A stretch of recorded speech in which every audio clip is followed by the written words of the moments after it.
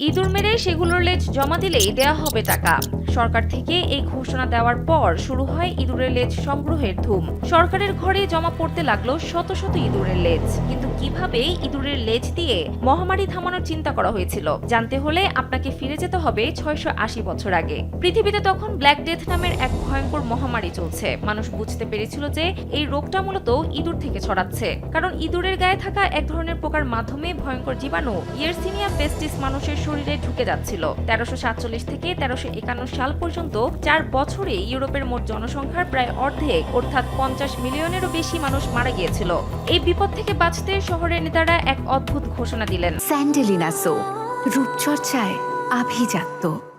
তারা বললেন, যে ব্যক্তি ইঁদুর মেরে তার লেজ এনে জমা দেবে তাকে নগদ টাকা পুরস্কার দেওয়া হবে। ইতিহাসে এটি the great Hanoi rat hunt নামে পরিচিত। শুরুতে মনে হলো এই বুদ্ধি দারুণ কাজে দিচ্ছে, ইঁদুর কমতে শুরু করেছে। কিন্তু কিছুদিন পরই এক অদ্ভুত দৃশ্য দেখা গেল। পুরো শহর জুড়ে কেবল লেজ কাটা ইঁদুর ঘুরে বেড়াচ্ছে।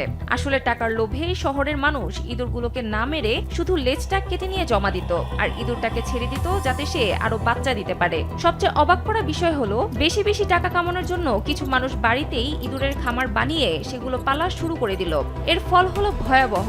ইঁদুর তো কমলই না, উল্টো মানুষের লোভের কারণে ইঁদুরের সংখ্যা আরো বেড়ে গেল এবং মহামারীও আগের চেয়ে ভয়াবহ রূপ নিল। যে মহামারী ঠেকাতে ইঁদুর মারার পুরস্কার ঘোষণা করা হয়েছিল, সেই পুরস্কার উল্টো মহামারীকে আরো ব্যাপকভাবে বাড়িয়ে তুলতে শুরু করে।